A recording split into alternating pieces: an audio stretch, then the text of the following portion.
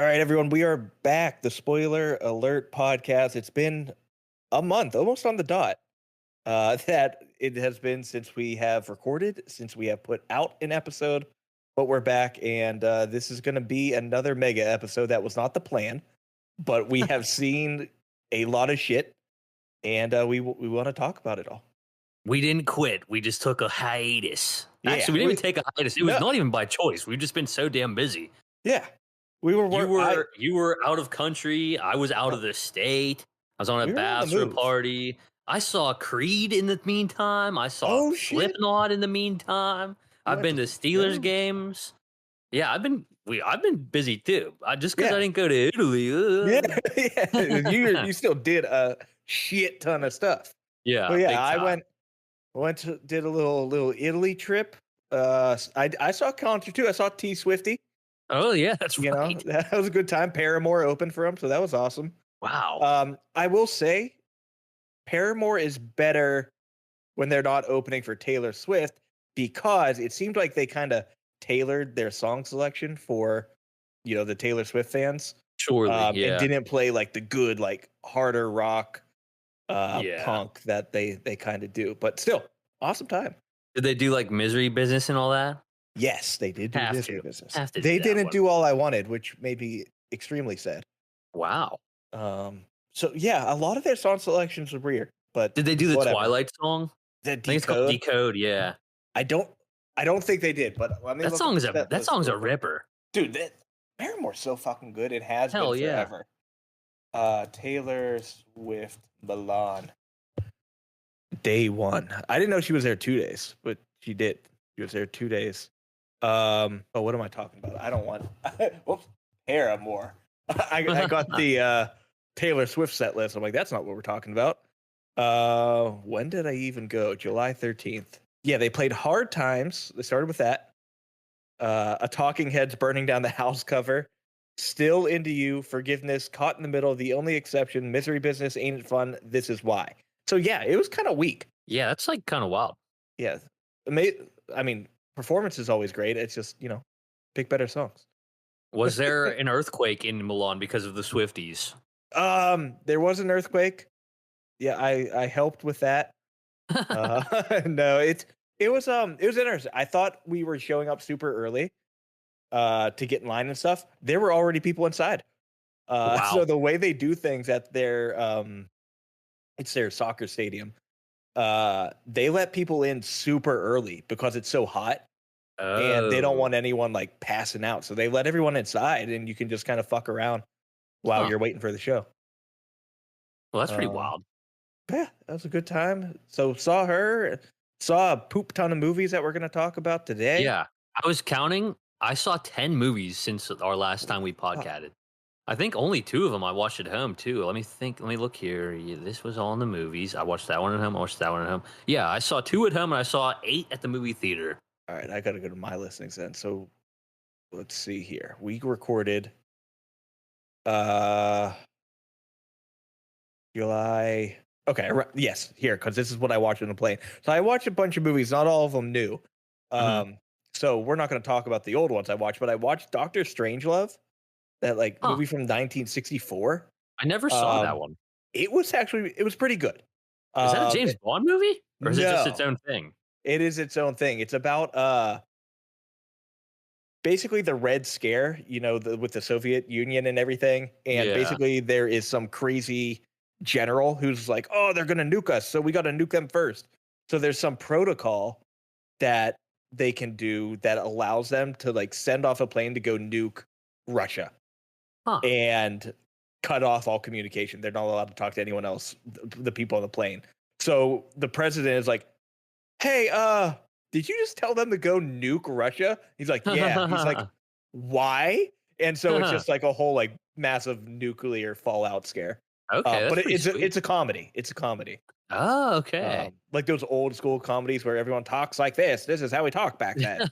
Yeah. That's how it was. That's so damn funny. That was pretty good. Then I watched Monty Python's The Life of Brian. I know the Monty Python movies are all legendary. I don't think I've ever seen one the whole way through. I am not big into it. People love The Holy Grail. That's the one that I know the most of. I couldn't watch it. It annoyed me. That type of humor just annoyed me. Life of Brian was good, but also they had the stupid, annoying. I don't know if it's British humor. I don't know. I was gonna say it's just so damn British. It has to bad. be. Yeah. And then the best movie I watched on that trip was The Good, the Bad, and the Ugly. Old school 1966 Clint Eastwood. Oh hell yeah! It's long as shit. It is 3 hours. Oh wow! So I like broke it up, for when I was traveling, and it's really good. I feel like that's especially long for a movie from that era. Oh yeah, 2 hours 58 minutes. Wow. So well worth it. Awesome movie. Oh yeah. Yeah. Let's get into it. So we are gonna skip the coming out section today. We got Alien Romulus, whatever the hell it's called, coming out. Romulus. And, I'm excited for that, but I'm not gonna have time like, to see it this weekend. And then Dee Dee, which you already saw. So we're gonna talk about that too. Hell yeah. So let's hop into, instead, I'm gonna go through every underwhelming pick I had at the start of the year. At the start of the year, we went through the most anticipated and unanticipated films of the year. We have quite a handful of them already. So to kick it off, I'm going to talk about say the name, what it was briefly about, and then the current rating. And then there's some of these, maybe we want to talk a little bit more about. But overall, I just want to see how that is lining up. Mm-hmm. So first one we had here was Snoop Dogg's Underdogs movie. Look, oh my, absolutely stupid. And the people agree, a 5.6. Damn, yeah, I hardly even remember that one. Yeah, that's probably a good thing. Just knew it was going to be dog shit, though. Pun intended. A D-O-G-G shit, yeah. Right. S-H-I-T-T. Mean Girls, also at a 5.6. Ty, you did see that one. Do you have any rebuttal? I didn't hate it. Okay. I'm not a huge Mean Girls guy, but that one was pretty cool. It was actually kind of funny. I think it was a musical. Yeah, it was a musical. Yeah. I think I liked it. I was probably about in that range. I think I might have been like a 6 or something on it. I'll have to check, but it wasn't terrible. Rebel Moon Part 2. They do the Snyder Cut or whatever. I've heard it got a little bit better, but it's still just as bad. Yeah, 5.3. That's these are all IMDb ratings if you haven't figured that out. Beverly Hills Cop, Alex F. Or Axel F. I never saw any of these. Me either, actually. Just felt like, you're decades too late for another one, but yeah. 6.5. So this one was straight up on Netflix, right? Yes. Yeah. I had no interest in that whatsoever, actually. We got Damsel also on Netflix, Stranger Things girl, playing that movie sucked. Balls. Yeah, so the 6.1 seems a little too high for that. I hated it. Yeah. Godzilla X Kong, 6.1. I think that's a fair rating. Yeah, I think so too. It was fun, but nobody gave a shit. Next one here got absolutely demolished, as it should have. The American Society of Magical Negroes, a 3.5. That's tough. Which, I thought that couldn't be touched high, but there's another movie here that's getting pretty damn close that we'll get to. Ghostbusters Frozen Empire. No one cared. 6.1. Yeah, I did not care to see that one at all. I think it's on Netflix now too, but I just didn't care for it. Like, I didn't care to even watch it. And then it didn't have a name, I guess, at the time I made this list, so I just put whatever M. Night is making. And so that was Trap, which it sounds like you are going to talk about. That's currently at a 6.2. Yeah, that's about honestly in my range, I think. And I'm including The Watchers in there, even though his daughter technically wrote and directed it. Well, she took the story, but he's guaranteed, a router. So I think obviously Daddy had a little bit of influence there, getting her that gig. That's a funny theme we're going to talk about in Trap as well. Okay. Yeah, great. So that's sitting at a 5.7. Not great. Also at a 5.7, the Garfield movie. No one cares. Chris Pratt in voice acting. I'm kind of over it. I didn't mind him as Mario, but we don't need more. Right. Bad Boys 4. Again, this was another one where I'm like, it's too late. No one cares anymore. You said that this movie was great and convinced me to see it eventually. I liked it quite a bit. It was decent. Pretty solid action movie. Yeah, not bad. Kung Fu Panda 4. These next two are just animated films that, again, when you get the 4, it's kind of like, okay, that's enough. Come up with a new idea. Yeah. So Kung Fu Panda 4 sitting at a 6.3. Despicable Me 4 at a 6.2. Furiosa. I was admittedly not excited for this movie. pretty good though, for a spinoff. Oh yeah, definitely pretty solid. I will say, I just looked right now because I was curious about Despicable Me 4's budget. I think I wrote down, or at least said that doesn't matter what this movie does, it's gonna make fucking money. 100 million budget, it's 800 million at the box office. So Oh it yeah, times its budget here. slapping it. Yeah.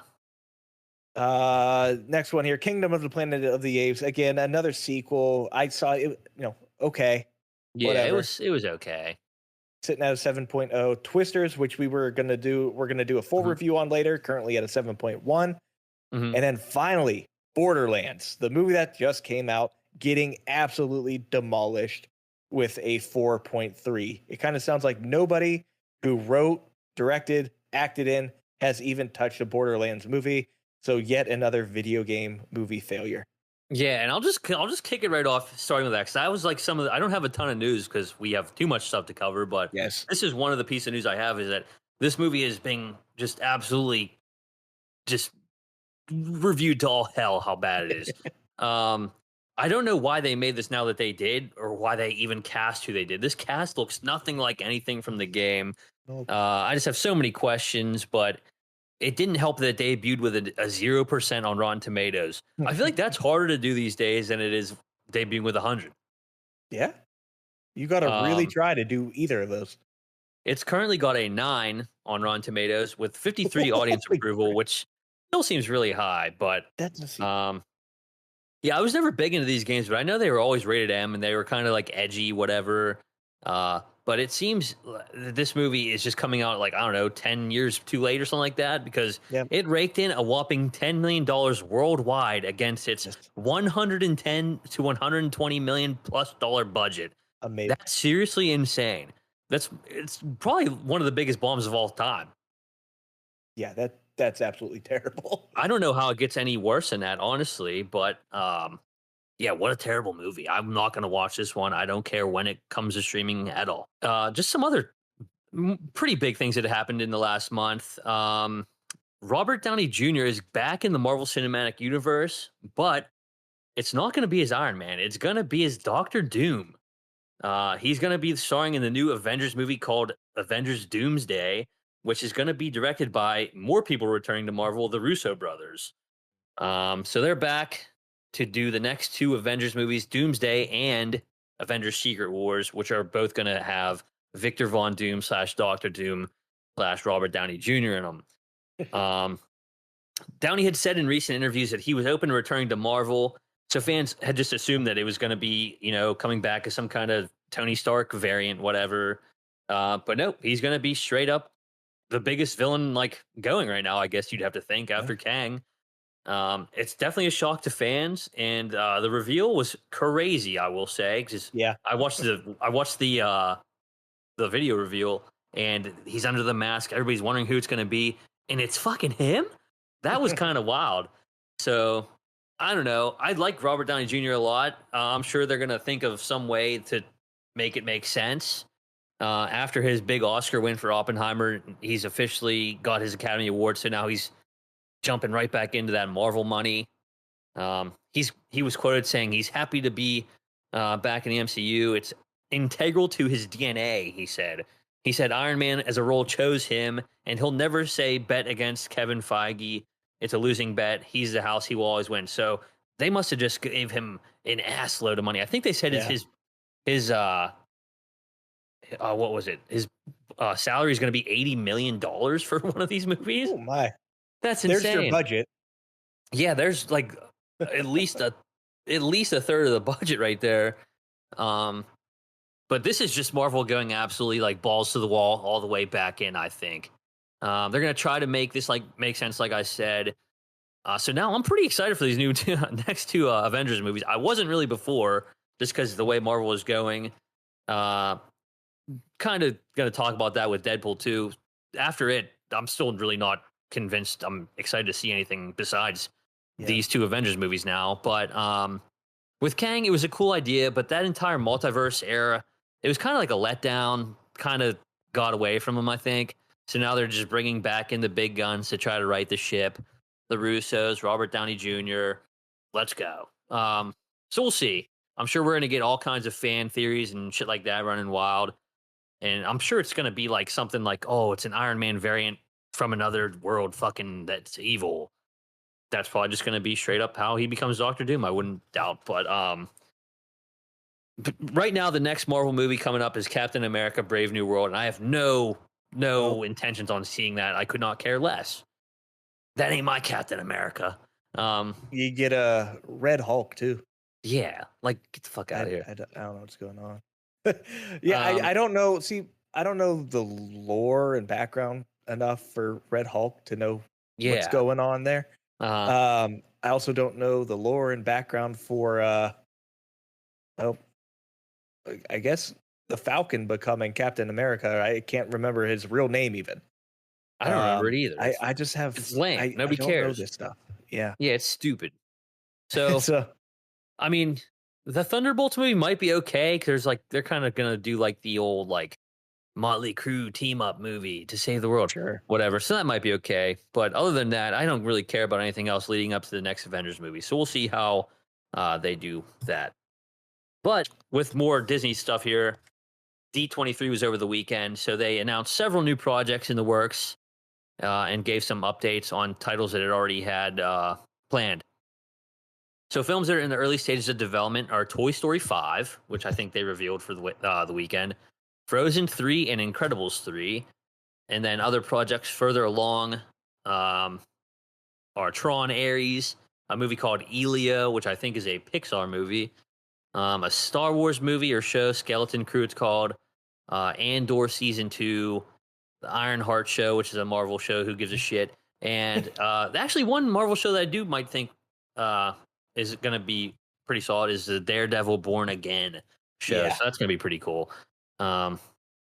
If they for that to work, they need to keep the same kind of gritty style that Daredevil had on Netflix. Mm-hmm.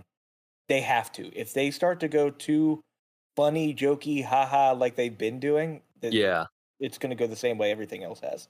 Yep. So we'll see how that goes.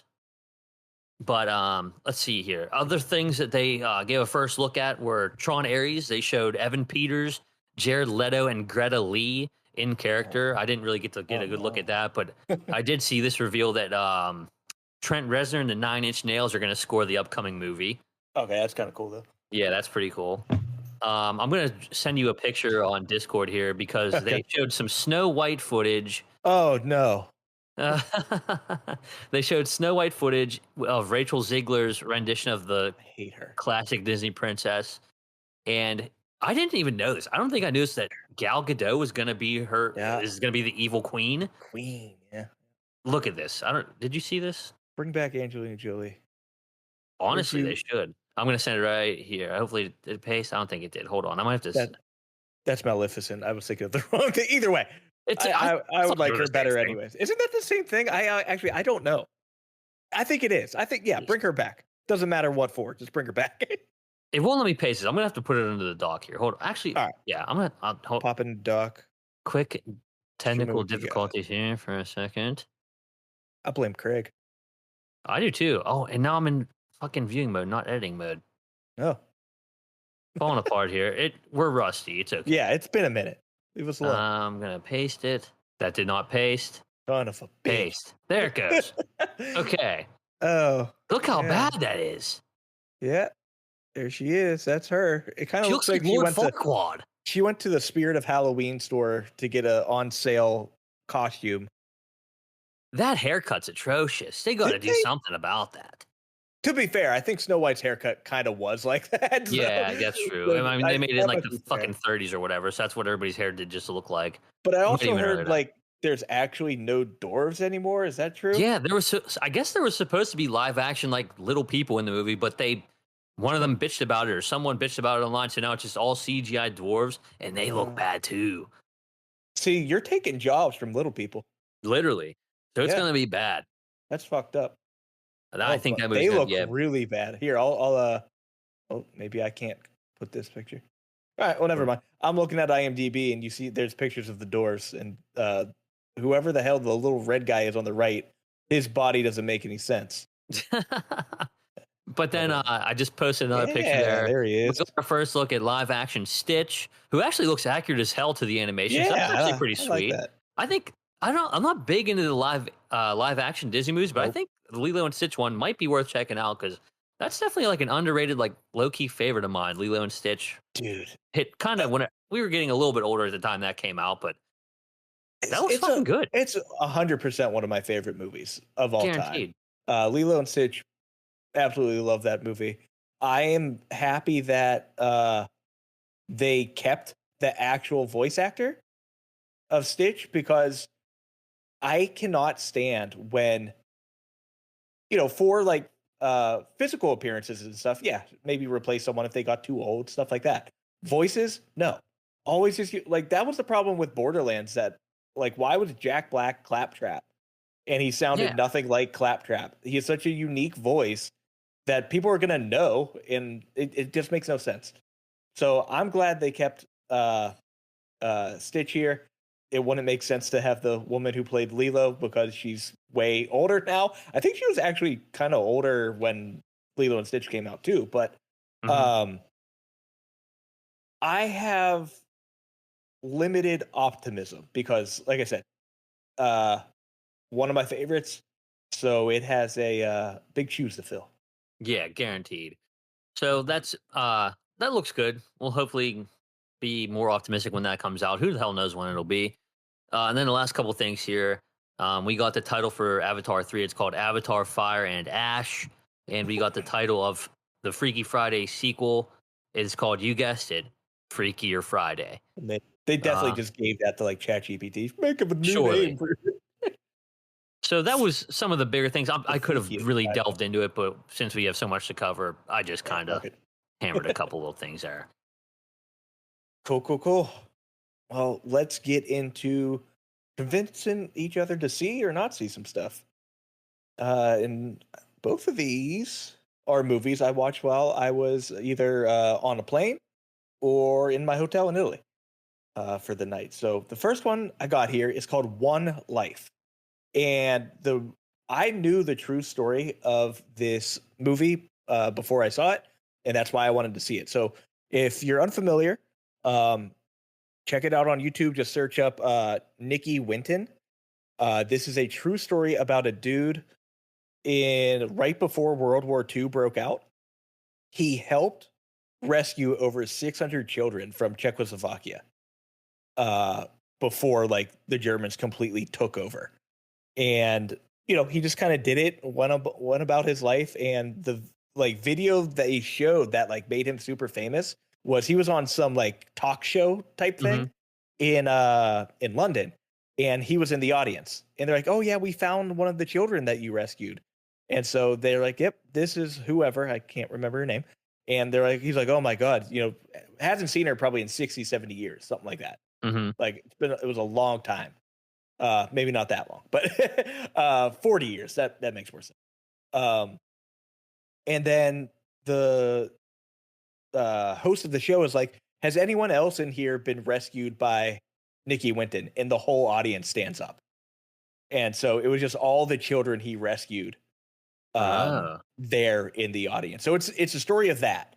Okay. And so obviously an amazing story. This is like a legitimate hero in the world. That's not always something we see. But the story itself is absolutely incredible, also heartbreaking. It is difficult to keep it interesting for the full almost 2 hours of the movie. Yeah, that's a tough subject. You kind of get it immediately. Yeah. And it does this back and forth between like the quote unquote now, like as he's like digging through old stuff and finding pictures of all the children, and everything. And he wants to like give it to a museum. And then we'll do like a flashback of him, as a kid, well, not a kid, but like a 20-year-old helping out. Anthony Hopkins is always amazing. Helena Bonham Carter, always amazing, even though I hate her. She is, Bella Jerks was strange. Can't stand her. Johnny Flynn, who I know from, and I hope I'm not wrong, but I'm pretty sure he was in with Steve Buscemi, Mafia movie or TV show, HBO. I'm Shit. looking. I'm wrong. I'm not even I'm sure. wrong. He's not in that. I was gonna say I'm not seeing anything on this guy that even looks familiar. He looks very similar Yeah. to Boardwalk Empire is the show. Ah, okay. He looks extremely similar to. I don't know. I don't have a lot of time, but he definitely reminded me of the guy from Boardwalk Empire. No matter. That guy does a pretty good. Everyone does a good job. It's just very tough to keep it interesting for that full time. I ended up at a 6 out of 10. But the true story is a 10 out of 10. 10 out of 10 real life story. Yeah. Decent enough movie too. That's always good to see. Yeah. So while I don't know if I like convince you to go watch the movie, I want to convince you to go watch that clip of the real thing. That I think everyone needs to see such a thing. You know, it's one of those things that makes you your heart happy that he saved all these lives and everything. Yeah. And at the very least, go dig into the Wikipedia about it. Yeah. Learn about the story. Hopkins is the man as well. Do you just want to take turns spitballing these convince me's here? I think so. I got 2, you got 4. So if you want to take one here, and then I'll finish out my next one afterwards.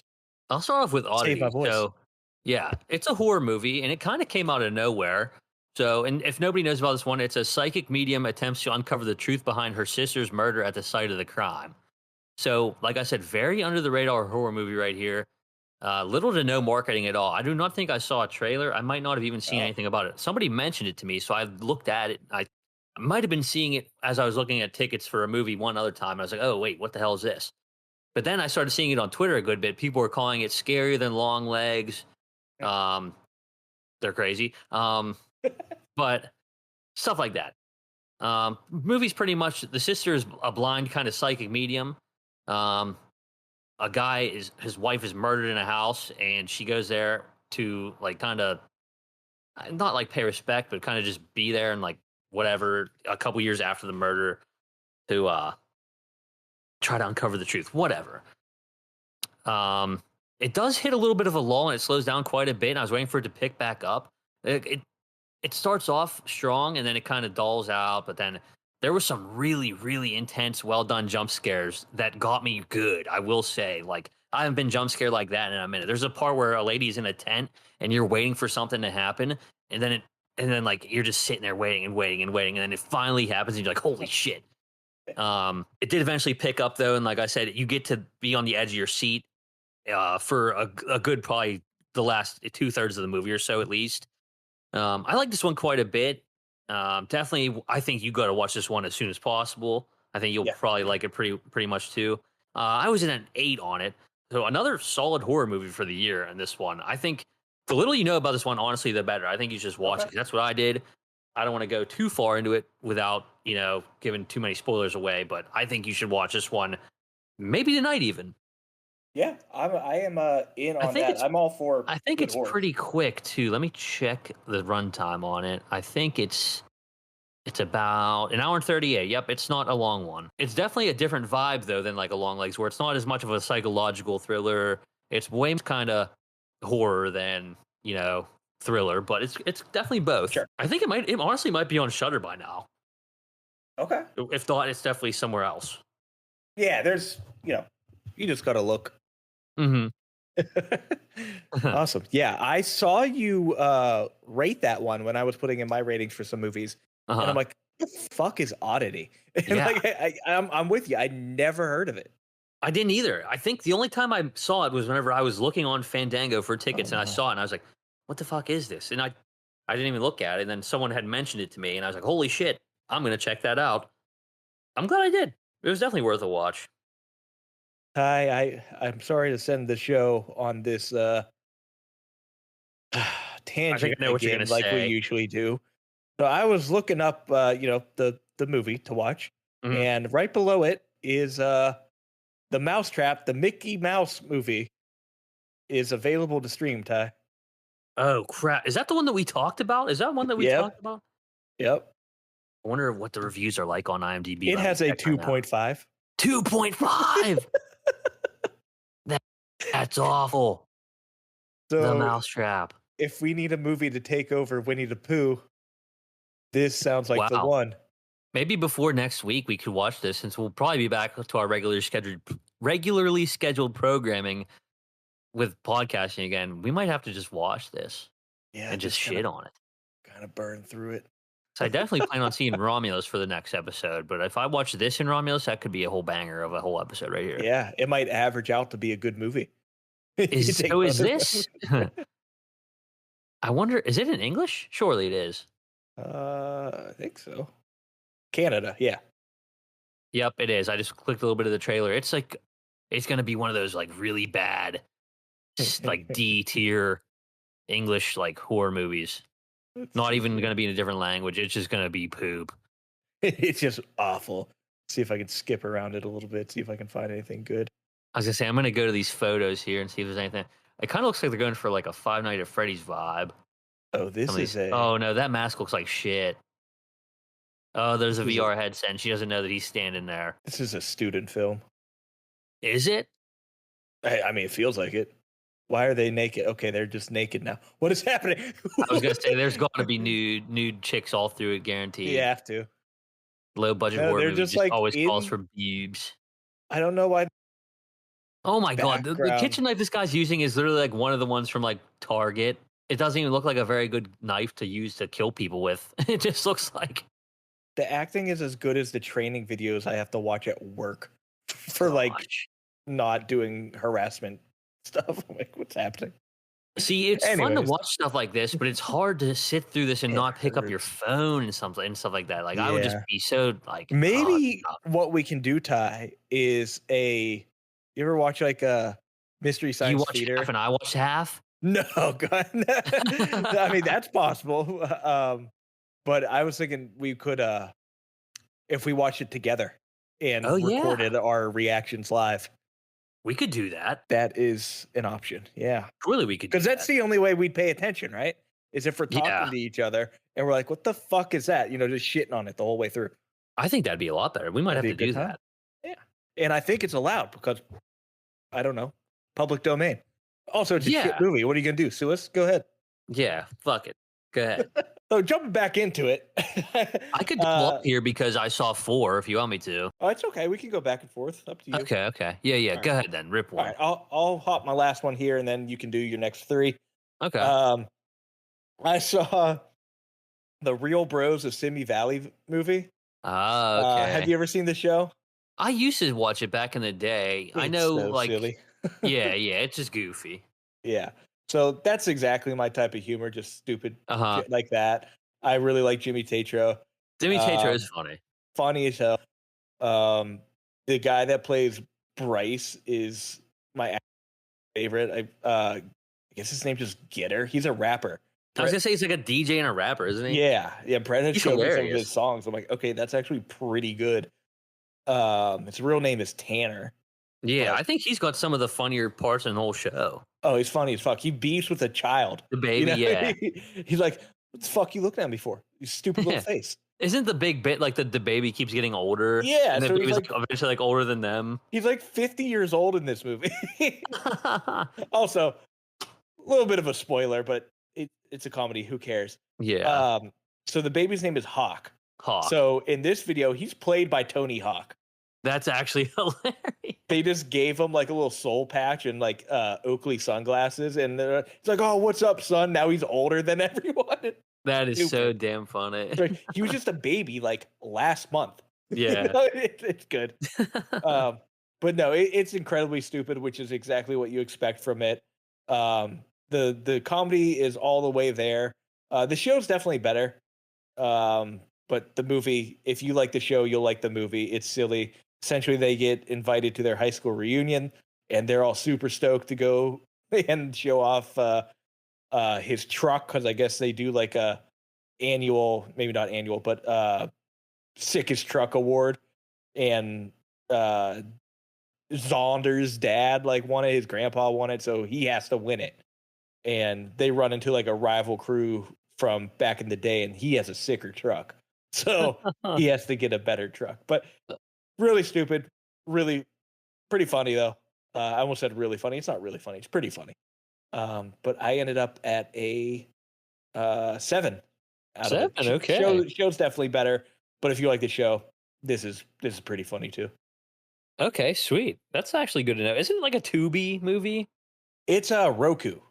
Roku. It's a Okay, Roku that's it. movie. That's it. It used to be Facebook Watch, and now like I Facebook Watch know. isn't a thing.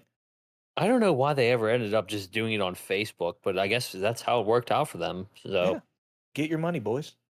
get your money. I wonder how much they got paid for this. Yeah. It's a good question.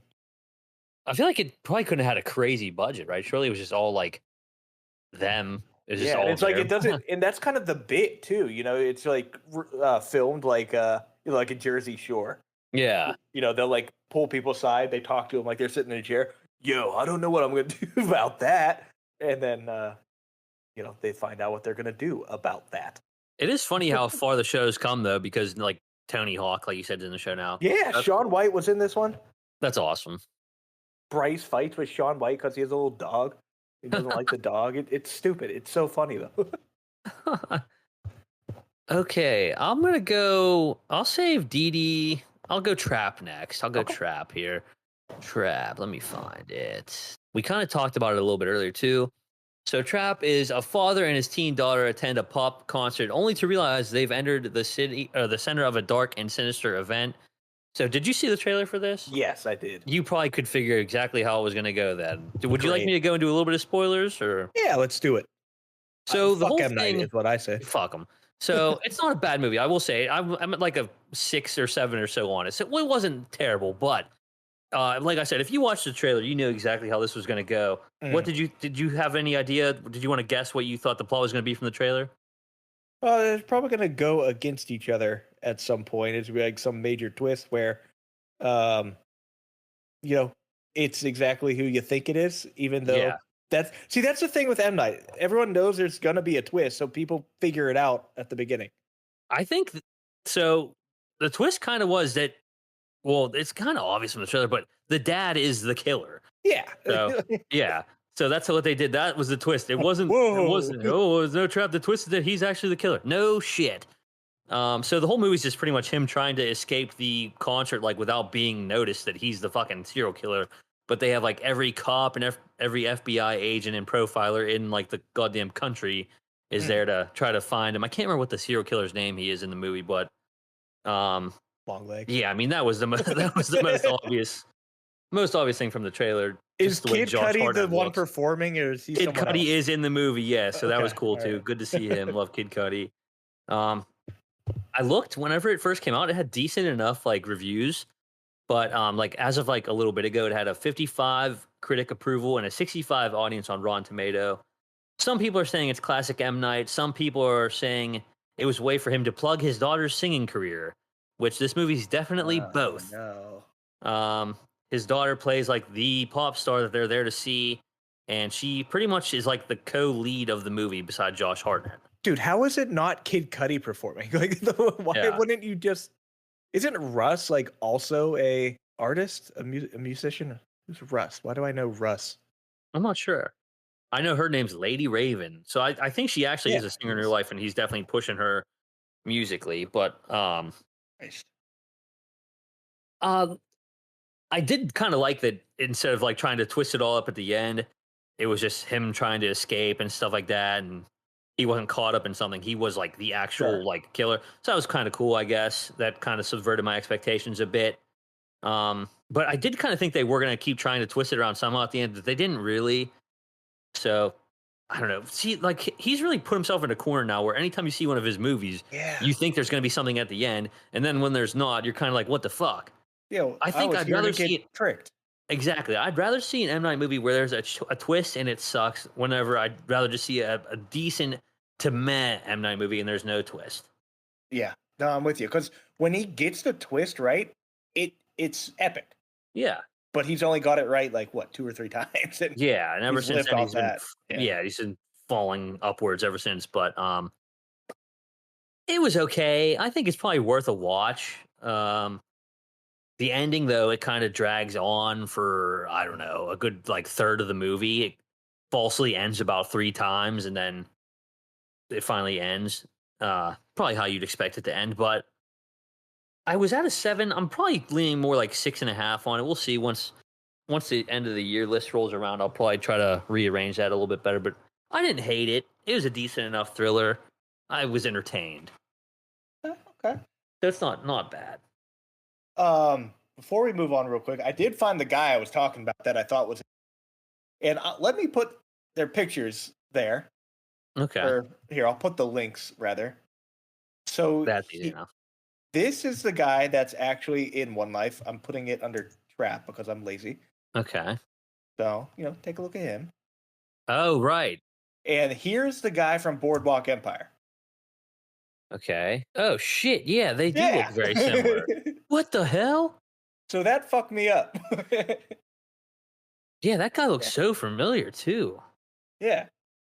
And that dude, I think Michael Pitt is actually in quite a few things. Yeah, it looks like he looks so familiar. I don't know what it would be. He was just in Reptile. That might be what you know him from. Maybe. He's in Ghost in the Shell with old Scarlet. Okay. So, yeah, dude, those are dead on twins as far as I'm concerned. Who are you? Yeah. So, tricked me. But yeah, that's Trap. Decent enough. Still not like peak M. Night, but decent enough. Oh, wait, yeah, now it's just me, huh? It's all just you, yeah, sorry. Okay, that's right. I'm going to go with Babes now because I don't have much to say about it because it was just kind of Watch it with Tay. We just threw it on the one evening. It was solid, though. It was pretty funny at times. It has the chick from Broad City in it, if you know who I'm talking about. What the hell is her name? I can't remember her name. But so it's pretty much lifelong friends, Eden and Dawn, one single and one wanting a baby, the other already a mother, navigate challenges to their bond when Eden pursues a pregnancy alone after a one-night stand. So this takes a different turn than I expected, if you want a quick little spoiler. Sure. So she has a one-night stand with a guy and gets pregnant, and then she can't get a hold of the guy, whatever. Everybody thinks, oh, whatever, he blew her off. He's dead. So shit. she's like, I'm going to have the kid then. Since he's dead, he was a great guy for one night. He was really cool. He's just dead. It's actually kind of funny the way we're talking about it. She goes to I don't know. She goes to all these lengths to try to find him, and he mentioned about how he goes to this one STD clinic all the time right by his house that she also goes to. So she goes to the STD clinic, and she's like, "Hey, is this guy okay?" They're like, he got hit by a car the other day. He's dead. And they're like, "What?" Yeah. So yeah, that was kind of funny in itself. And then it's kind of just lighthearted, goofy, kind of drama, kind of girly, with some funny pregnancy shit in it. So I ended up at a 5 on it. I'm sure different audiences liked it a good bit more. Sure. But I thought it was just funny enough. I wasn't on my phone the whole time like I thought I would be. So that's something. Which brings me to my last one that I saw that you did not see for the week. And that is going to be DD. So I only saw the trailer for this one time, and I straight up knew I had to see it because this is right up my alley. Like I said, not a lot. Most of these there wasn't a lot of advertising for, but definitely not this one either. Yeah. It takes place in 2008 during the last month of summer before high school begins. An impressionable 13-year-old Taiwanese American boy learns what his family can't teach him: how to skate, how to flirt, and how to love your mom. So it's straight up a nostalgia fest for people our age. Dude, does a lot. That is us. 2008, we were going into high school. Exactly. This is perfectly our age. So he does a lot of talking to girls on MySpace and Facebook and AOL, AOL Instant Messenger. He even has there's even a bit where he goes on talking to do you remember having AOL? Oh yeah. Do you remember you could talk to the bots before AI bots were a thing? He starts talking to the one bot event. At one point he's like, I have no friends. Everybody hates me now. Like what? And the bot's like, I like you. I'm your friend. And so that was kind of funny because it was the early days of AI. But then, and then he's skating and stuff. So that's literally my childhood right there. Oh yeah. I'm a sucker for the coming of age kind of drama with a comedic side to it. I like this one quite a bit. I think I'm at about a 9 on it. I think you should watch it, so I don't want to go into too much of the detail, but you kind of get the gist. But I might end up blowing it a little bit just because I really like it, but it's almost a little bit sad and depressing, towards the end, and it's holy shit. Well, that's how it doesn't have mid 90s is kind of it's got more. It's a little bit. I think it's probably funnier. Mid 90s is definitely a little bit funnier. This is a little bit more serious. Okay. But yeah, great movie nonetheless. I think you should watch this one too. If I'm gonna tell you 2 that I think you should watch out of the 4 that I watched, definitely DD and definitely Oddity. That is very difficult to say. I don't. But yeah, no, think it's I'm with very you. long. It's Hour probably 33. hour 33. Yeah. So both quick watch. I honestly be streaming soon. It might be at some places, but it's definitely not like on Amazon or anything like that yet. But Sure. yeah, it was really fun. Okay. Even if you watch a trailer, you can just see him like making little shitty YouTube videos with his buddies. Like, Yeah, it's but we did. it's such a nostalgic hit for us. Like, it's Okay. we're the prime audience for this movie. Awesome. Yeah, we stumbled upon this trailer. I don't remember where or when, but I'm like, man, that is going to be really good. I'm like, it feels like mid 90s, but Asian. Which, Yep. I'm sure the Asian side of things doesn't have too much of an impact, but that's just what it looked like because he was speaking with his mom and everything who doesn't speak English, or was it his grandma or Both. I think both. Okay. Both of them don't speak English. Yeah. So yeah, I'm all in. The girl, is that the girl from Clint Eastwood movie? Gran Torino? No. That would be wild.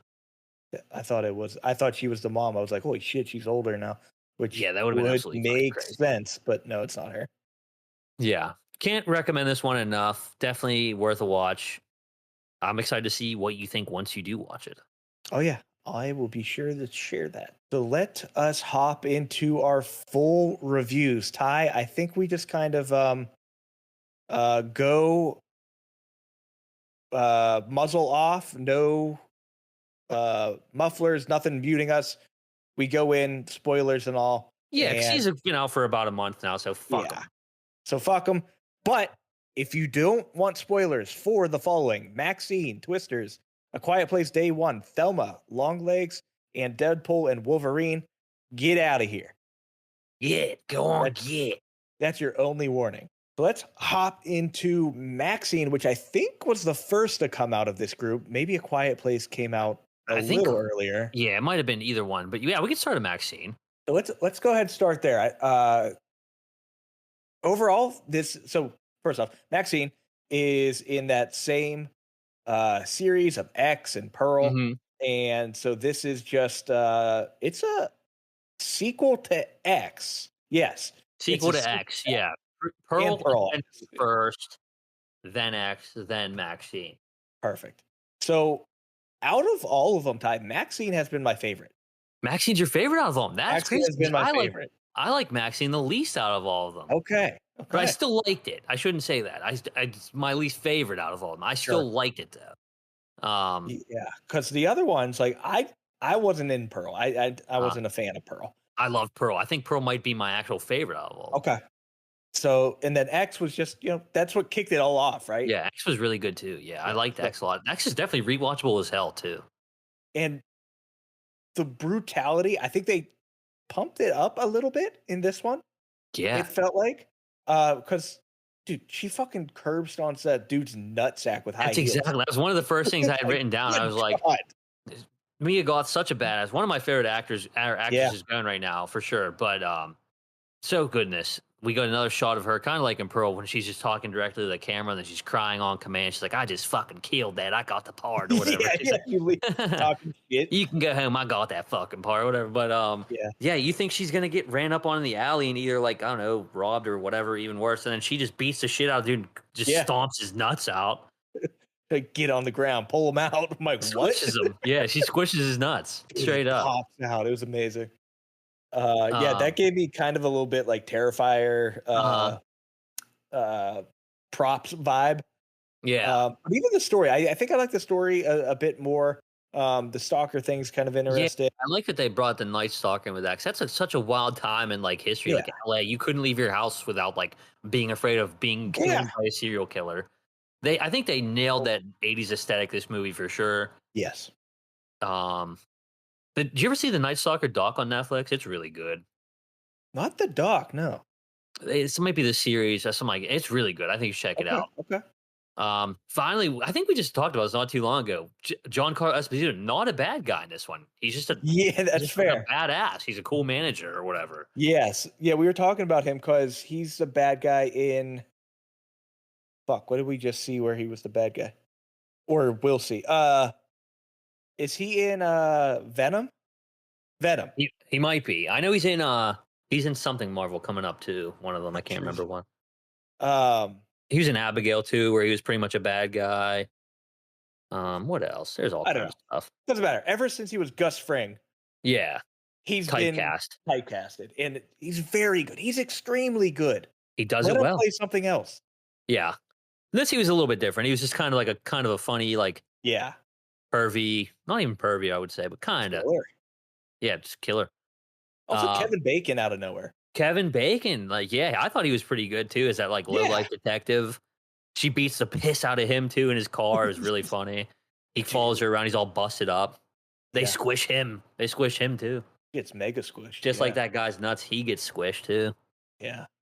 But yeah, no. All in all, I enjoyed it. I have a hard time calling it horror. Yeah, it was kind of just like I don't even feel like it. Yeah, I guess kind of thrillery.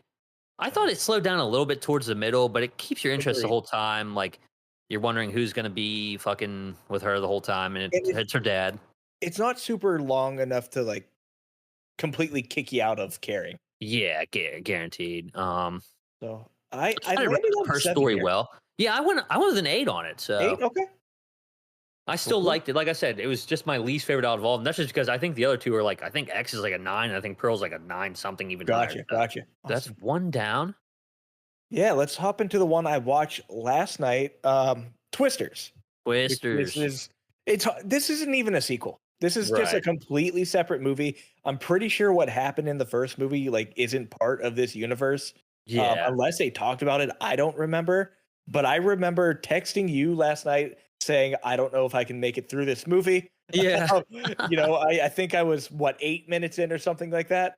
And then I took an edible. I made it through the rest of the movie, but it didn't get much better. I will say like the last 20 minutes are probably the best part of the movie. Yeah. The first part where they're like college students chasing down a tornado. Yeah. And, like, they all get murked. Die. I didn't think they were gonna die. And I was like, wait a minute, she's gonna I was like, at least the boyfriend's gonna have to die here because she's gonna end up with Glenn Powell. He gets murked. He gets sucked up alive by a tornado. 3 out of 4 people get sucked up by a tornado. Yeah, not her. I was just like, holy shit. But like her whole thing is like, they got this machine, doesn't matter. Kate says otherwise. Yeah, like, she's definitely like, I don't want to sound rude here. She's like weather autistic. Yeah. She's just they're like doing like Doppler radar. She's like, no, actually, it's fucking breaking. The wheat is breaking to the right. No, she's Karen from Mean Girls, where she's outside in the rain. There's a 80% chance it's already raining. Yeah, that's her, but with tornadoes. All that to say is I did like this movie. I wish I had a 4DX theater around here to watch it in that. Because have you seen like the clips of that? Yeah, where, like the people leaving that they just get tore up and then they get wet and fucking blown around. That would be nuts. Yeah, that would mess me up. I didn't get to take a bunch of notes on this one because I kind of figured it was kind of just going to be what it was. But the theater was absolutely packed too. But yeah, it was a solid action. I love a good disaster movie. That's pretty much what this was. Just a disaster, kind of summer blockbuster. It made good money. Corny at times for sure, but I definitely enjoyed it all the same. Glenn Powell, though, what a generational run he's on right now. He had Rick, and then he had all kinds of stuff, and now he's got this. He's got even more on the coming up. He's just killing it. Yeah, he's in there. He's in everything. I've completely turned around on him. I used to think he was like a douche, but I think he's great. Yeah, I think I'm on the opposite end of that. I think he's a douche. Yeah, I think because everything I've seen him in recently, it's like what anyone but you, man. He's like a hot guy, yeah. And like that's fine. That's not the problem.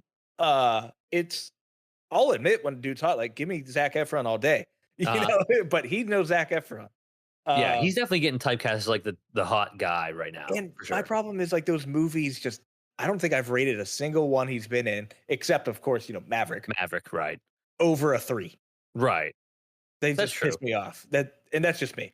But yeah, and that's exactly where I landed here with Twisters. I gave it a 3. That edible didn't help. I'm at an 8 on it, so a little far off there. What did we say? What we gave the last one? the last MaXXXine. Yeah, you said 7. Yeah, I got 7. You got an 8. Yep. Cool. And if we want to talk about people who look like each other, this again might have been the gummy talking. But the girl on Glenn Powell's team, who one that's like the drone and everything. Yeah. She looks like Charlie Tahan. And let me put those links in here. So here's the girl, the drone girl. I'm gonna put it under Twisters. All right. Drone girl. And here is Charlie Tahan. And if you don't recognize the name, that's fine. But he is Wyatt from Ozark. Oh, I know. It's a mouth. They both have like that overbite a little bit.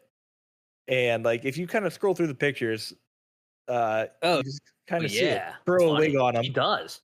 Throw him in a tanning booth. That's him.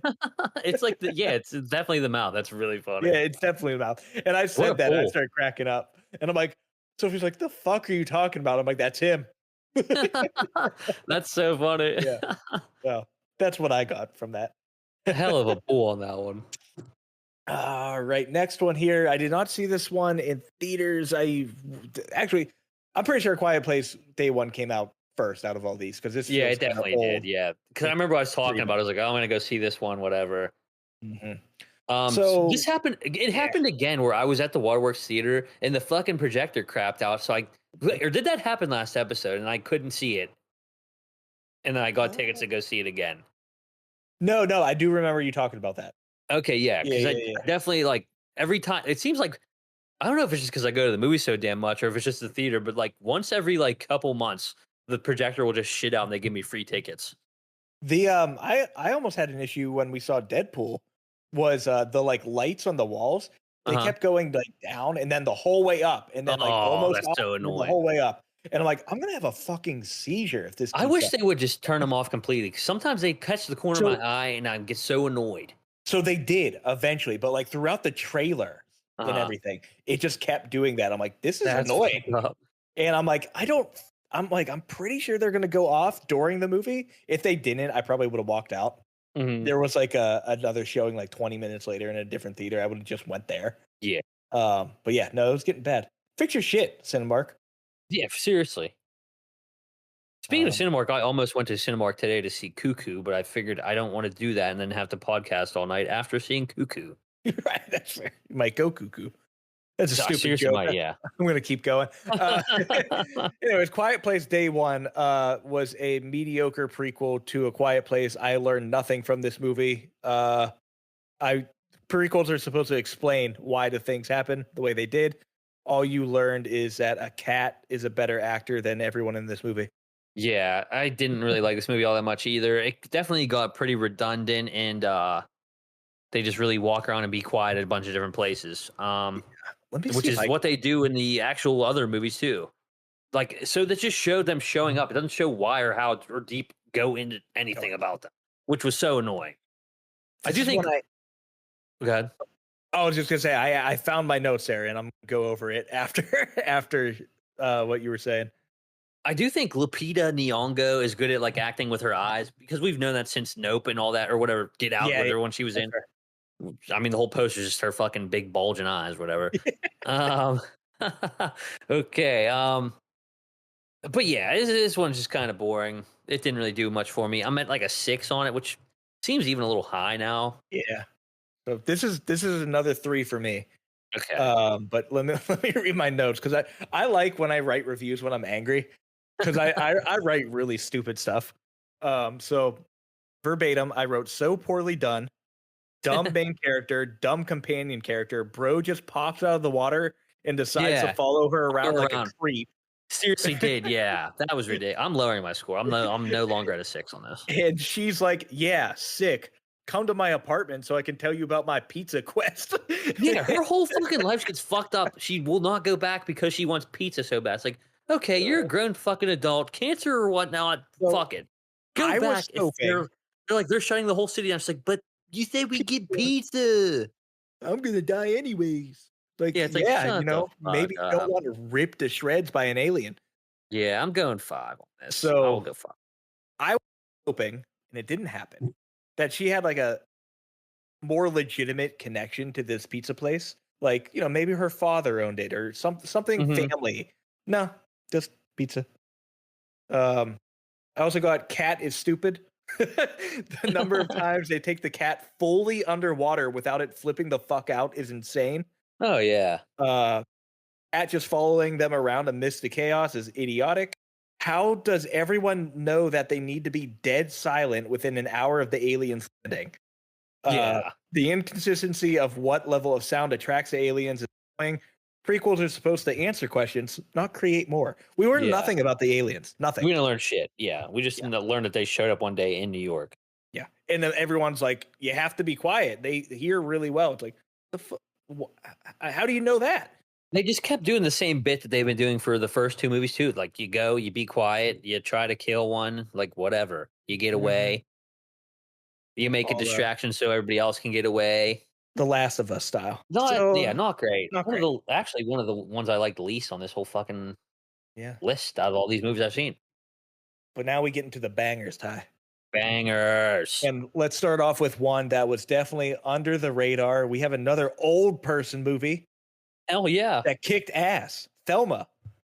Apparently that's a genre that like our unknown genre that we're just huge fans of. Is just heartwarming old people movie that are funny too. I texted my mom after watching maybe 20 minutes of this movie, and I said, you need to watch Thelma. She is grandma to a T. The first 100%. Like 15 minutes, 10 minutes, whatever, you're like, holy shit, that's my grandma, is what you're supposed to think. And that's exactly why everybody is going to love this movie, because it's exactly what you're going to think of your grandma. Yeah. And if you have a good relationship with your grandma, you're going to be endeared to this movie. Yeah. I guarantee, actually, they pretty much proved my point at the end of the movie with the videos and stuff. This director just loves his fucking grandma. He's got a sick grandma. He's like, I'm going to make a movie about how sick my grandma is. So that just boom. I love shit like that. Yeah. But it's funny the whole way through. Every character's that's one of my only gripes with the movie was I didn't really care about the rest of the family. 100%. I wrote that down too. That's actually one of the only things I didn't like about the movie is because they were just so cliche. Yeah, the deadbeat idiot son who was actually so stupid that he pissed me off. You have the high-strung mom and the regular ass dad. He was gone. I mean, the grandma's missing, whatever. He was gone for like under an hour, and they called the cops to find him too. It's like, what are we doing? All right, calm down. He's what they say. Didn't the grandma? Oh yeah, they left. She's like, I left my grandson in the car, and he's like, you left your grandson in the car? And you're like, he's 24. It's like, oh, he's fucking fine. But no, it was good, heartfelt. Definitely, a tear pusher. 100%. Similar premise to the beekeeper as well, which she gets scammed out. She goes to get her fucking money back. Yeah, damn right, and she does it. It kind of reminded me of like a heist movie at some point too, because she goes and she steals Buddy's scooter.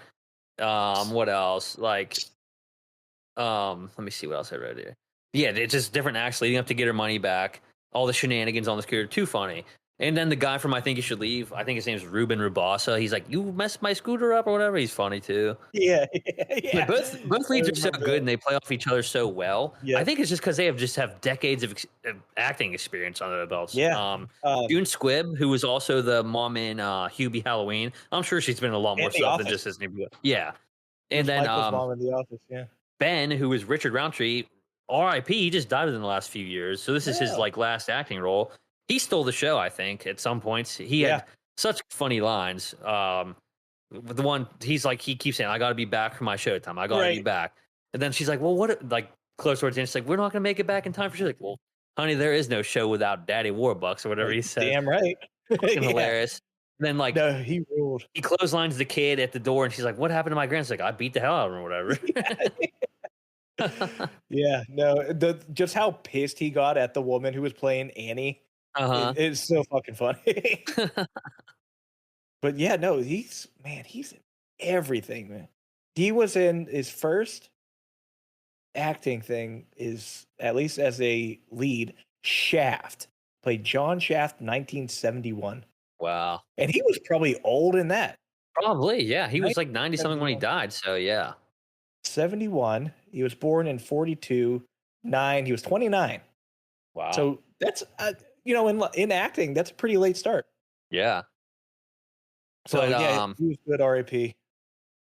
Like the grandma, she's so old and sweet, but then she can be stubborn at times too, which is just like every old person. She falls, and everybody's like, that's everybody's worst fear for their grandparents. Hold up. Guess unless you already have the page pulled up. You know how much older she is than Richard Roundtree? Well, I know she's 90 something in real life. 13 years older than him. Really? He was born in 1929. Holy shit. Yeah. Yeah, I was gonna say she's pushing 100. Yeah. Let's go. Keep it going. Keep her acting. She's great. She's doing great for her age. You'd have to think if she's starring in movies, like. Yeah. But I think they interviewed the writer director and Tom Cruise in Mission Impossible played a big part of not only she likes Tom Cruise and all that, but everything she does is kind of, a watered down Mission Impossible type heist stuff, yeah. like you said. That's why it was so funny. I didn't know this, but so at the end, it says special thanks to Tom Cruise. I'm like, that's funny, like a joke because she likes him in the movie. No, Tom Cruise actually explicitly gave permission to use him in Mission Impossible throughout the movie. That's awesome. So Tom Cruise is still the fucking man at all times. He is the man. He just closed out the Olympics too. Shout out to Tommy Cruise.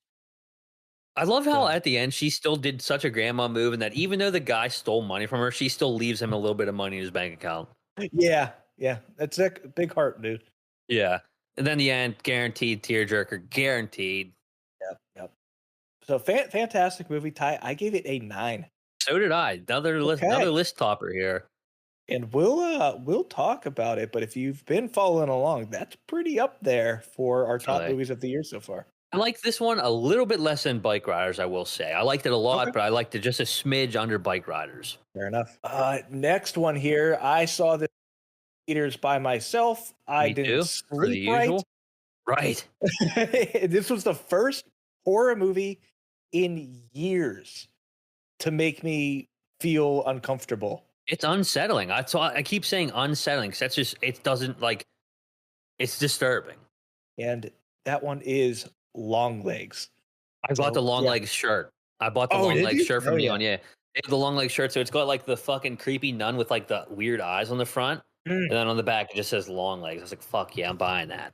Yeah. So this movie absolutely fucked me up. Oh, dude, me too. I was home alone when I got back. Everyone is up in Pennsylvania, or Sophie was in Las Vegas. And so it was just me alone in the dark trying to go to sleep. I saw the movie. It started at like 11:05 p.m. I get home at 2 a.m. or whatever. I'm like, this sucks. I don't like this. I'm just going to come right out and say it. It's my second favorite movie of the year. I think I'm with you. Let me confirm. I am with you. I am. Yeah. Yes. The marketing was perfect. How they held off showing LongLegs and the Nick Cage reveal, all of it was perfect in my opinion. The cinematography I thought was especially good. The way it was shot, it was more unsettling than probably like I'm trying to think of any movie that was even close. Maybe Hereditary. Yeah, that's like kind of like that. Like this is more unsettling than Hereditary though. Hereditary is more straight up horror. This is just straight up psychologically unsettling. Yeah, I like this way more than Hereditary. Hereditary is definitely classic for the style that it started, but this I just liked it start to finish. Yeah. And I liked this because you kind of think you're just going to be watching a serial killer movie the whole time. No, it straight up takes a satanic as fuck turn. Yeah. And you're just like, what? What is going on? And I'll be honest, I was worried. I saw Nicolas Cage is in this. I'm like, he's going to be weird and do all that shit. You wouldn't even really recognize him. No, he's fucking unhinged. Makeup. Yeah. But the way he looks is so bizarre. I honestly would not be surprised if he's nominated. Give him an award. Yeah, some kind of supporting or something. Oh, he's won an Oscar. I didn't even know that. What has he won? Was it for something recently? I don't know if this page will ever freaking load. Maybe I can tell you. But Yeah, I was worried when it was him because he's made some good but weird ass films. Recently, and this you honestly don't see a ton of them. You know, there's just really that one interrogation scene where you really see. Okay, he won in 1996 Best Actor for Leaving Las Vegas. Leaving Las Vegas, so it's been that long since he's had 96. Was he nominated for anything since then? 2003 Best Actor for Adaptation. That's it. He only has 2 I'm surprised he didn't get nominated for for Pig or anything like that either. Wow. No, see, that's the thing. I think he was written off after like National Treasure or something like that, you know, by these critics and everyone. They were like, fucking Nick Cage, he's a weird ass. And then they just like wrote him off, and they stopped giving him any respect that he deserved. It's a shame. Yeah. So like I said, no cheap jump scares in this one. It just keeps building tension the whole time. Nick Cage literally ends the movie by like saying "Hail Satan" right in your face. Yeah. I mean, just crazy movie. I can't wait to watch it again. Kills himself by smashing his own fucking face in. Yeah, his nose is just hanging off. It was fucking brutal. It was sick. Truly.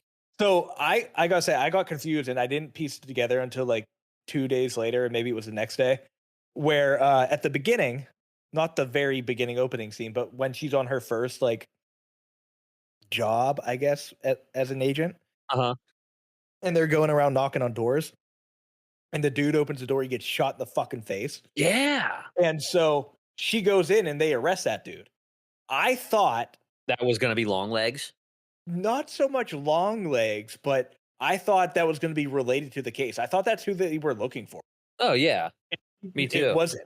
No. It wasn't. They don't explain that. So, like, they arrest that dude, and then they never show him again. I was like, wait, who the fuck was that guy? Yeah. So that threw me off. And because I had to, like, go and, like, rewatch it and be like, oh, this has nothing to do with LongLegs. This is just her first case. And they're like, oh, she's like part psychic, which everyone's also just like okay about. Yeah. Which, okay, that part's a little silly that they're just like, she's fucking psychic. But, yeah. You know, it's not too deep into like weird. It's just she has really good intuition. Yeah. Yeah. But no, fucking killer movie. Unbelievable movie. Good. I guess it's not really a twist, but it's like her mom was helping. Yeah, LongLegs living in her fucking mom's basement. Yeah, that's crazy. Well, that was wow. That was my real probably favorite part. Was like she wakes up downstairs. Yeah, and then she goes upstairs and it's her house. I was like, yeah, what the fuck? That was like it confused me at first. I was like, wait a second, what the fuck? Because that's like what they did in Saw 2. Was they realized that they're when they're running away from like it's like the final scene, they're running away. Wait a minute, they just walked past that. That place was just over there, and then they realize everything they've been watching has been a recording. And like, oh shit, that was that kind of good. Again, I don't really think it's, but it's a good part of the movie. So let's give some respect here to a name I'm gonna keep an eye on now. Is Osgood Perkins. Osgood Perkins. He's got his next movie coming out is called The Monkey, and it's a Stephen King novel movie. Ooh. Yeah. He was also in a movie before that, Osgood Perkins. I think it was like Mean Girls or something. He was Legally Blonde. That's it, Legally Blonde. Yeah, and now he's just making Legally Blonde. He's just making crazy horror movies now. Yeah, good for him. I didn't know that he was in Nope as an actor. Ben Bachman. I have no idea who that is. Directing. Let's see. Upcoming. He's got 2 upcoming. The Monkey. I don't know what Keeper is. Wonder what he wrote. Did he write? He wrote LongLegs. Yep.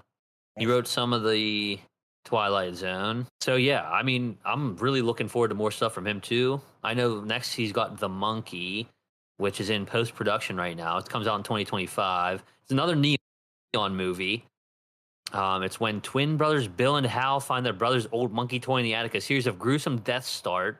The siblings decide to throw the toy away and move on with their lives, growing apart over the years. So that sounds wild too. Yeah. Count me in. I think the last one is Deadpool Wolverine, is it not? It is. That, in case we didn't do ratings, I gave LongLegs I'm sorry, you cut out right there at the end. Would you give it 9? Sorry, I gave it a 9. Okay, I gave it like a 9.5, I think. I think I got to do that too because I liked it more than Thelma. Yeah. And I gave Thelma a 9. So let me bump mine. Oh, I broke the whole spreadsheet. Okay, there we go. All right. LongLegs 9.5. Yeah. I was really debating it. God, this was as well, we'll talk Deadpool, but I was very close to a 10.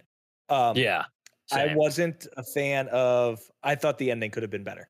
And I hope that I hope there's a director's cut and they make the ending better. I'm like, oh, all right, you fucking save everyone. Well, not everyone, but you save the daughter. And I'm like, come on. Come on, just do it. Just do it, you coward. Yeah. But yeah, gave it a 9. And that leaves us with one last movie, Deadpool and Wolverine. Arguably my most anticipated film for the year. Yeah, it was up there for me too. Definitely up there for me too. Yeah, so very happy I finally got to see it. My plan was to get back from Italy and go to the movies the next day. That did not happen. I had to do some other shit for buying a house and all that nonsense, and finally was able to see it because my house closing got pushed. So I'm like, fuck it, I'm going to see Deadpool. And so yeah, saw that in theaters. It's great. It's so good. Quite a bit. I liked it quite a bit. Let me see my notes here. Where is it at? Here we go. Yeah, this was definitely the most excited I've been for a Marvel movie in a long time. Yep. And I really wasn't like all that excited for it because I was like kind of let down by all the Marvel leading up to this point. Yeah. But I knew this one was going to be fun, and that's exactly what we got. We got a fun time. Yep. That's all I care about in these movies because it's like you know, like I complained earlier in the episode that like, Marvel just keeps trying to do this stupid forced comedy shit. They're like, well, how do you like Deadpool? That's exactly what that is. I'm like, true, but you expect that from Deadpool. Yeah. There's a very different thing. Like, I wouldn't go into Deadpool and expect him to go and fight Thanos you know, after the snap and all that shit. That's funny. Like, I'm fine for little silly like edits and stuff like that, but it's not going to happen. You don't expect that in this type of movie, nor the comic. I'm like, yes, I know he has a whole the comics, whatever, but movie wise, I'm just there to laugh. Oh yeah, definitely. The music rolled too. The music was great. He started off with some NSYNC. Yeah. Straight off with a dancing number by NSYNC, and he digs up Wolverine's corpse. And then Avril Lavigne he had me bumping Avril Lavigne on the way home. Oh hell yeah, dude. Yeah. It was good. Hugh Jackman's still the dude. He's still awesome. They had such good chemistry, these two, and you could tell that they're like actually friends and enjoyed doing this because even in all the press leading up to it, they had like a good time. Like their episode of Hot Ones was hilarious. Yeah. No, he's fantastic. And then speaking of Ryan Reynolds and his other friends, I'm pretty sure in his locker at the car dealership he works at, I think he had a Wrexham sticker since he and Rob McElhenney owned them. So I am surprised. Maybe I just didn't see it, but he also is a part of the Alpine Formula One team. Oh yeah, that's right. He's just buying shit. He got money. He's probably like close to a billionaire at this point. I'd have to think. He has to be with everything he owns. He's got like the mobile phones, the gin, the teams. He's killing it. Yeah, he's doing a lot of really neat stuff. But Deadpool is definitely up there. Especially, Blake Lively was in this as Lady Deadpool. He had both his kids. Yeah. As a kid Pool and what I guess it's baby Pool. He goes, something fucking funny, you little shit, to his child. It's awesome. I love it. What do you think about all the cameos here? So I was shocked that they showed X-23 in the trailer leading up to the movie. I thought that was going to be one of like the ones that they would have been more emotional just waiting to release in the movie. I think obviously Wesley Snipes as Blade is that was the best one because he's been gone for so long. Completely out of left field. I did not see that one coming one bit. Yeah. And he was cheap as hell to get to the budget too. And he was Ryan Reynolds was in Blade Trinity with him. Oh yeah, that's right. So they're probably boys. Exactly. He had one of the best lines in the whole movie. He's like, "There's only gonna be one blade." Yeah, he stares at the camera. It's funny because they're having such trouble with that movie right now that you might I'm not be wrong. I'm with him. There is only one blade. At this point, they might as well just scrap it. Yeah. The only cameo that felt kind of flat on me was the Elektra one because Jennifer Garner didn't really do shit. Yeah, she was just there. They made a Ben Affleck joke, and that was kind of it. Yeah, she did where's, or well, I think it was like something like "Where's Daredevil" or some shit like that, and he's like, "Oh, he's dead." He's like, "Oh, I'm sorry," and she's like, "Don't be." It's like, fuck you, Ben Affleck. Channing Tatum finally got his Gambit role, and now he's just going mega viral because of that wild accent. So that's the only thing I saw from that movie was that meme. Yeah, make a name for myself. Got to make a name for myself out here. And he's like, "What the fuck did you just say?" At one point, yeah. I love that they rip on the voice as they should. That's great. Yeah, the voice was crazy. Chris Evans was. Whenever they first showed him, did you think it was Captain America? Oh yeah, of course. Me too. I'm like, everybody did. Funny. That was wild. And then he starts talking like with the Brooklyn accent or whatever, or wherever the hell he was from, or Boston, and then completely forgot he was the original Human Torch. Yeah. Did you see his end credit scene too? Yes. So damn funny because you just think Deadpool makes all that shit up in the moment and he gets his fucking skin melted off. He said it all, and it was so damn funny. Yeah. He's like, oh, he's gonna say it. He's gonna say it. What's he gonna say? Flame on! Ah! And then he just wanted him dead. I did think the villain was just kind of okay. Yeah. Probably like another kind of just one-offer, but she wasn't bad. She was doable. Yeah, even Mr. Paradox was kind of just there. It's like they needed him for the story. Yeah. And that was really it. I'm going to say something controversial. The Wolverine mask, like the 90s mask, it looks stupid. I hate it. I don't like it. Yeah, I don't like it. Like, I love it for the comics and like the animated series. Cool. That looks sweet. It looked dumb. There was like the scene where they jump out of the back of the bus or whatever. There's a part where it's like AI, like Wolverine, just completely CGI. He's just bobbing up and down. That looked so ridiculous. It looked really bad. And then they didn't patch it. Someone pointed it out. Like when Deadpool either pulls his sword out or puts it away, it goes through Wolverine's CGI arm. So, I thought that like whenever he bopped around to try to find all the Wolverines, the Cavill, whatever the hell, that was wild. Cavalrine. The one that was really short was funny as hell. Yeah. I think all the funny things he did. The fight in the van was great. That was hilarious. Yes, just playing Grease. Yeah. No, I like the jab at Netflix for them treating Henry Cavill like shit. Yeah. The fight in the van, whenever he like stabs his arm and like twists it around, and he just screams super high pitch. I could not stop laughing. It was really fucking funny. This is gonna be such a rewatchable movie. Oh yeah, I think this is probably the best of the three Deadpools for sure in my book. So that was gonna be my question. Put them in order. Probably this 1 and 2. Okay, I'm very torn between 1 and this one for first. I think I'm gonna go 1. Yeah, you might be right there. I mean, it's like the 1 was so funny and it was so out of the box. So this one was like a little more fan servicey, obviously, but it was still good. Yeah, and then 2 is definitely last. Yeah, definitely. That was an easy it was not even like it was bad. It just wasn't. It wasn't on the same level as this 1 and 1. Yeah.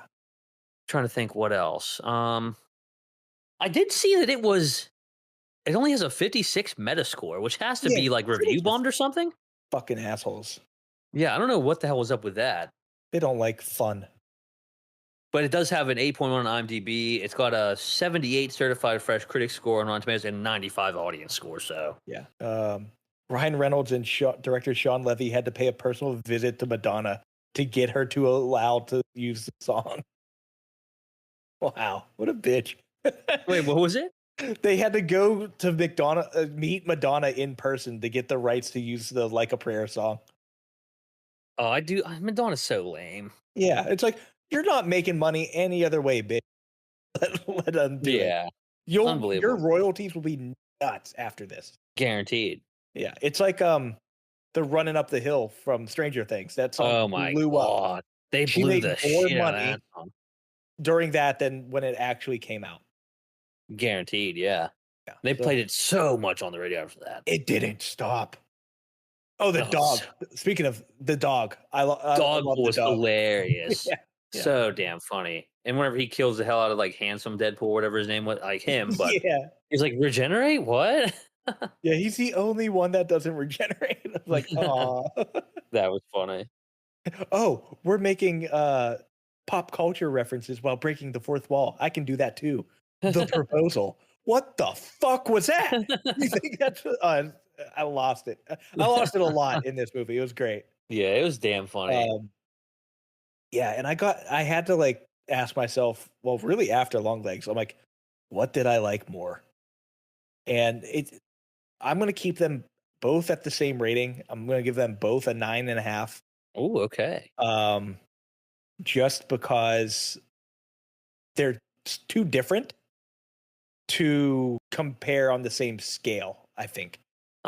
Just because if I want to, so the sad part about LongLegs, it will never have the same impact that it did the first time I watched. That's just sad. Deadpool and Wolverine, I think I'm gonna feel the same every time.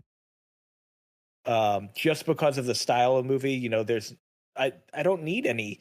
There's not really spoilers that can make me not want to watch it because I didn't watch Deadpool for the story. I watched it because of the fun and the humor and everything. Whereas LongLegs, it's all story, it's all plot, character building. Very different. So I'm gonna keep them at those 9.5. And you know, if for those, Ty, you may even be one of them. It's like, Dylan, give a movie a fucking 10, asshole. I'm with you. But I just haven't felt it. I have not felt a 10. That's true. Dune was the only one I felt a 10 for. Dune was the only one I felt a 10 for this year. I'm being a little bit of a stickler, but yeah, I feel like I've gotten a little bit easier on them this year as years go by. Because I started off, I think I was giving them all pretty low scores. I feel like, actually, I mean, it's just probably because there's been a decent run of movies now that have been like decent. So, yeah, we had a great run this time. I gave Deadpool a 8.5. Okay. Yeah, I liked it quite a bit. Pretty close. Awesome. Quite a bit. Well, Ty, got a long episode here. Let's wrap it up real quick here with a game with Billy, and then we'll go into our top 5. So he's hanging out here. It's gonna be an easy one. I think an easy one. So out of all the movies that have come out so far this year, you know, we got about 8 months worth of movies. I want you to give me the top 5 opening box offices. Oh, okay. In any order, it's okay. Deadpool Wolverine. Yep, that's number 1. Dune is actually. Can you tell me what number Dune is? Probably by saying this, you're going to be like 5. It's not number 2. Number 3. 3. Okay. It made less than half of what Deadpool and Wolverine did. It made 8.5 opening weekend. Damn. Okay, so one would have to be Inside Out 2. Yep, that's 154. That's in second place.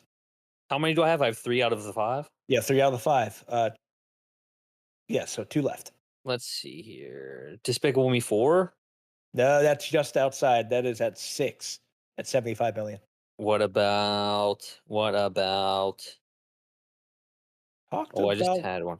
Technically, we talked about both of them today. We talked about one of them a lot. I just saw one. Damn, where is it at? It's got to be. Is it Twisters? Twisters is number 4 at 81.25 opening. Okay. One last one, and it is number 5. We just briefly talked about it today. Not do a deep dive or anything. I'm gonna look here. I'm gonna find it. Is it Godzilla and Kong? It is Godzilla. Ooh, okay, Kong. I'm good. Just barely below Twisters at $80 million opening weekend. Damn. So yeah, Deadpool and Wolverine absolutely blew it out of the water. Everyone else, they are, what is that? Math 57 million ahead of the next closest. I think it's been one of the fastest movies to reach $1 billion, right? Oh, gotta be. Has to be. But Ty, now that we've gone through that, let's check out our top 5 and bottom 5 movies according to our ratings. Let's start with the bottom 5, just because that's, I don't know, the top 5 are more exciting. Sadly, a lot of these, Ty, are movies that we haven't both seen, which, one of us kind of bites the bullet and the other one doesn't see it. Yeah. So currently the bottom 5 at number 5th last, that sounds really fucking stupid to say, is Under Paris, which I was the only one that watched it, gave it a 2. Ty, this one you saw and is at the 4th worst at a 1.5, Madam Web. Oh, so bad. Number 3 here, tied for 2nd worst, I guess, is Drugstore June. That movie sucked balls. I didn't even finish it. And Challengers, I gave a 1. I haven't gave a 1 in a while. Challengers sucked. Not only did it suck, it pissed me off because it was supposed to be good. And then sitting at a 0 here, we had a 0 last year too, and that was Winnie the Pooh. But Unfrosted, Ty, you gave that a 0. Yeah, Unfrosted. I mean, it was just the worst movie I think I've seen. Like, there was no redeeming quality to it. It's bad. Ty, going into the top 5, we have a new leader. Dune 2 has held the top spot for, literally up until now. No shit. So at number 5, Deadpool and Wolverine. Wow. It has a consensus 8.75. Number 4 is Dee. And that is just because you gave it a 9. I have not rated it yet. So if we weren't going to include that, it would be the Bike Riders. Okay. At 8.5. So if Dee wasn't here, Bike Riders would go to 5. Deadpool would go to 4. Mm-hmm. The rest of them we both saw. Thelma stepping it in here at number 3. Technically tied in consensus with Dune 2. Wow. We both gave it a 9. And then Dune 2 tied here as well with Thelma. I gave it an 8. You gave it a 10. Yes, I like Thelma more than Dune 2, which is pretty wild. But numbers don't lie. That's where we're at. So they are tied together, which puts the new leader at top. Old man Nicolas Cage in LongLegs. Oh, shit. At the top. Almost a perfect score. I had it at the 9.5. You gave it a 10 for a consensus rating of 9.75. That is now the movie to beat. That's going to be tough to beat. I don't know what else is coming out that could beat it, honestly. See, that's a good point. I thought the same thing for Dune, though. I don't think we saw LongLegs coming. Not at all, actually. Yeah, I think whenever we looked ahead to try to figure out what could beat Dune, it wasn't even considered. Like Gladiator 2, it's like yeah. But now I saw the trailer for Gladiator 2, and I'm scared. I'm very scared. So, however, I did go to the Coliseum when I was in Italy, so that was cool. And the first thing I said when I went in there, because I'm an asshole, are you entertained? You have to. I'm a prick. I'm going to get out of here. But that's one of the most spoken words there. Absolutely. They also told us about like the thumbs up, thumbs down thing that Joaquin did in the Gladiator movie to signify death or not. That wasn't real. The thumbs up was real, but they didn't have thumbs down. Instead, they put their thumb or their index finger over their thumb and like held it like a fist. Oh, that meant no. So fun fact there. Also, this was in the trailer, and I'm glad I got this little tour thing of the Coliseum while I was there, because I thought if I would have saw this in the trailer, I'd be like, that's fucking bullshit. But it's true. They had boat fights in the Coliseum. They would fill the bottom of the Coliseum up with water. And they would have boat battles. I'm like, that's fucking nuts. That is absolutely crazy. Yeah, they showed us like how it was done, where the water came. I'm like, what the fuck? Like, what the fuck's going on here? This is insanity that they could do that, 2,000 years ago or whatever. Yeah, it's insane. Yeah, how the hell? So, aliens is what I say. Aliens. Yeah, Gladiator 2 trailer scared me.